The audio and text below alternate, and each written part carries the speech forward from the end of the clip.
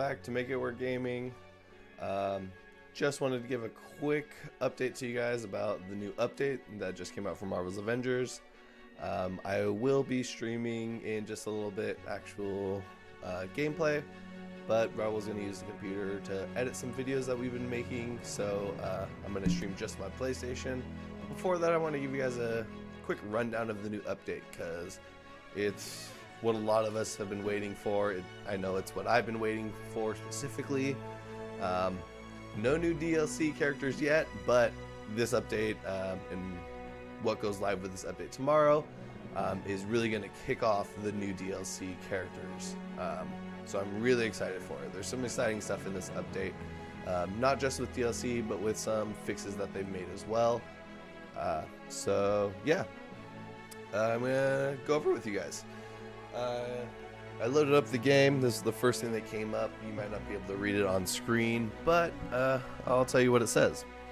So, right away when you log in, new page that says weekly challenges. So it kind of gives you a rundown of what's happening with the new weekly update. So it says these events are live until Thursday at 1700 UTC. I don't know what time zone that is. Community challenge: defeat 15 million cryo enemies. The reward is a team nameplate 33. Honestly, I haven't been too impressed with the nameplates that come from community challenges, but you know, hopefully they'll get better. Priority missions: Sight Unseen and Gathering of Evil. I assume Sight Unseen is the lower level one, Gathering of Evil is the higher level one. Then we have the priority harm challenges.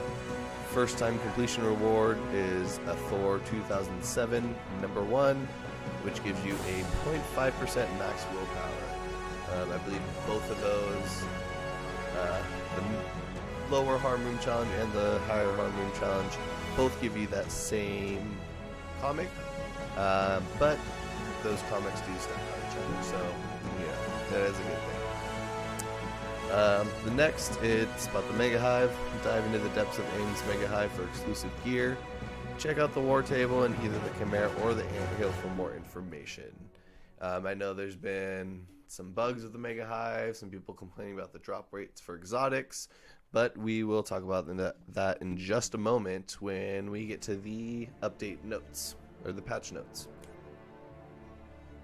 Okay, well that's all it told us for that. Thought it was going to give us a little more information about the update notes, but instead we'll go ahead and just pull up the website. So this is from Square Enix Marvel's Avengers website. Here are the patch notes version 1.3.3 that they always have their patch notes or anything they put in the news section. It always seems to be one day before it's actually posted is when they put the date on it. It's a little weird, but alright. Release timing: PlayStation the 14th of October, which is today, at 11 a.m. Pacific Daylight Time. I think that's what this stands for. But anyway, yeah, it came out, I guess probably several hours ago. I just found out about it probably about 2 hours ago, so that's why I'm making this video. But patch 1.3.3 introduces Tachyon Rifts and Shield Substation Zero. Those both start tomorrow, the 15th, which I believe is, yeah, it's Thursday. It's the actual weekly reset is on Thursdays, so that kind of makes sense. But they're giving us a little heads up with the update, this patch note, that yeah, we're gonna get those things tomorrow. It is. As well as that, it addresses several bugs, tuning, and several highly requested quality of life and playability improvements. I'm not going to go through the patch notes in complete detail and read off every single little thing, but I'm going to touch base on a few things that have been really looking forward to and I'm really excited about. So first off, remote faction terminals have been added to outposts, which allow collection of faction assignments and villain sector bounties without the need to visit each faction coordinator in person. This is amazing, especially because normally I just log in, grab my dailies, do the villain sectors. I might do 1 or 2 missions after that, but I mostly do the villain sectors, get those polychorons to upgrade my major artifacts, as well as grab those DNA keys that I can use later on for DNA chests to possibly get some cosmetics, but to get upgrade modules as well. It's actually something I really need to do since Thor and Captain America are reaching up to the higher levels there. I need a lot more upgrade modules, so those DNA chests will come in handy. But yeah, it's really great grabbing the bounties all at one location instead of having to go to the anthill and then to the helicarrier or vice versa. Now you can just go to one of them.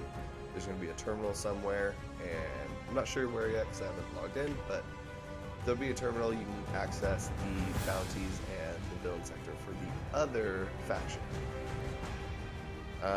Quick note, extended pickup radius for reward drops. Cool. That's nice. Don't have to get as close to pick up things. Ability to preview cosmetic vendor items. This is great because you kind of want to see what it looks like before you buy it, right? Especially because there's no return policy with those cosmetic vendors. So option to scale subtitle and closed caption text size. That's an accessibility option that people have been requesting a lot. I personally don't need them, but I think that it's a great option for people to do. And it's a great option for while I'm streaming. I can make those texts a little bit bigger for people who are watching my stream who may have some accessibility issues. I think that's a great thing they've added. Should have been there from the beginning, but kudos to them for getting it in there finally. Movement speed increase in outposts when in Avengers initiative. Yes, you don't have to walk or sprint. You can finally run, is what I've heard. I haven't tested it myself, of course, but yeah, being able to move quickly through the outposts, especially at the helicarrier, it's a long way to get to the faction leader and get those rewards for faction rank increase. Anthill, really easy, they're pretty close together. Helicarrier takes a while, and then you have to run all the way back to the war table to be able to go back to do anything else. Takes a little while. Great quality of life improvement, let us play more of the game and not spend so much time in the outpost where we don't need to be. AI companion improvements, including assistance when player needs to be revived. I haven't had too many issues with my AI companions reviving me. Yeah, a handful of times they kind of got out of the revive area and didn't revive me correctly, but most of the time it worked pretty well. But I have seen other people having a lot of issues, so that's a great improvement for them. Improved Mega Hive rewards. They now are guaranteed to give 2 exclusive exotic gear items and an increased amount of upgrade modules upon completion. This is amazing. I myself haven't completed the Mega Hive yet. I tried it last week. I did the first one, the first section of it, and it didn't take me too long with Thor, but I do understand people's complaints that after going through 8 kind of elite hives, essentially is what the Mega Hive is, there was only a small chance of them getting exotics. Some people got them a lot, some people got them a little bit.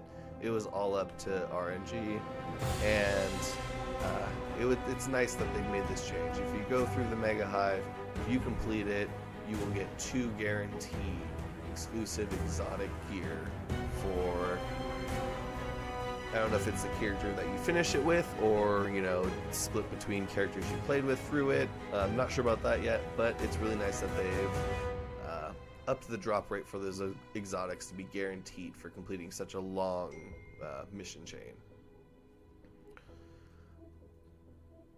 And so, new content, we're going to go talk about the Substation Zero Outpost and the Tachyon Rifts. So, the Substation Zero, investigate new temporal anomalies that have begun forming across the world. A space that offers new narrative characters and content. You can find SHIELD Substation Zero in the Pacific Northwest on the war table. Tachyon Rift missions, you'll investigate the temporal anomalies by taking on the new Tachyon Rift missions, which are the first place players can get cosmetic gear. Yes, this is the first official place to get cosmetic gear. Some people have gotten it of other missions, which everyone believes was a bug, and now it's kind of confirmed it was a bug. You're supposed to only be able to get these cosmetic gears from the Tachyon Rifts. The Tachyon Storm will damage players over time, but charges heroic energy at an increased rate. So, gotta make sure those heroics give you some life gain back. With the Meridian modifier active, players can pass through temporal anomalies to extend the time you can spend within a Tachyon Rift. So it seems like it'll either give you life back, or maybe the Tachyon Storm takes away part of your health bar permanently. That's yet to be seen. We'll find out tomorrow, I guess. Tachyon Rift is a late game offering requiring 140 power level or higher superheroes to play. So yes, these are end game missions. So you're gonna want to get your character up to 140 to be able to do these. The missions are available once per day and rotate out daily. So it seems like you're only going to get one Tachyon Rift a day. Once you complete it, it's gone for the day. You have to come back tomorrow for the next one.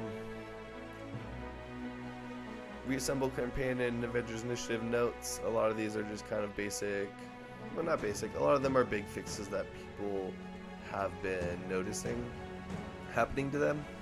I haven't really had any issues with most of these bugs that they're referring to, so I'm going to skip over that for now. If you want, you can come read the patch notes a little bit further. It is right there on the Avengers Square Enix website under their news. They do kind of repeat a few things here about the faction terminals, some other bug fixes, and all that. Multiplayer matchmaking, so they did rename the launch button, or launch mission button, to a ready up button. To better clarify, you're saying you're ready to go for the mission, you're not just launching the mission right away when you're playing with online. Some more bug fixes there.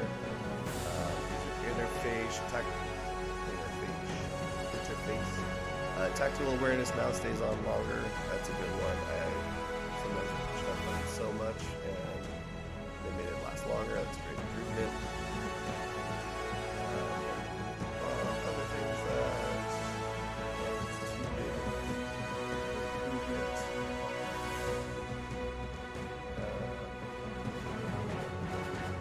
fixed a lot of bugs with some skins that people lost after they got them, turning in patterns to the, what's that thing called? Whatever that machine is.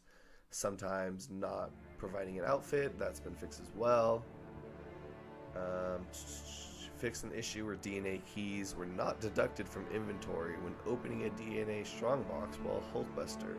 I didn't know about that, and I wish I did before they fixed it.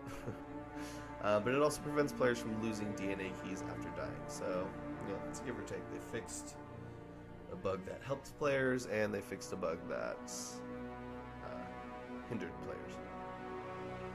Improved exotic gear attributes. That's good. Some people are saying their exotic gear wasn't as good as legendaries, so it's nice to hear that they fixed that. After that, there's some Xbox specific and PC specific updates. I play on PS4, so I'm not going to read over those, but if you want to, you can.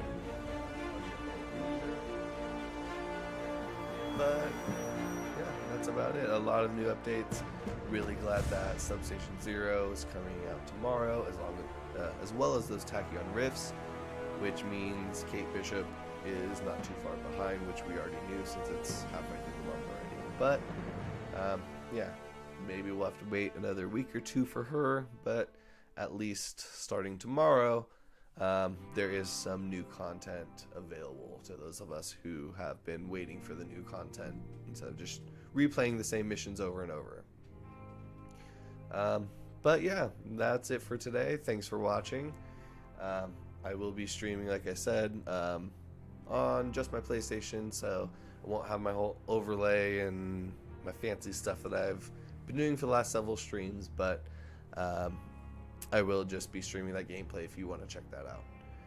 And yeah, thanks for watching, and if you like the content that we provide for you guys, hit that subscribe button, hit that bell icon, receive notifications when we post new videos, hit the like button for this video if you like what we talked about with the new update.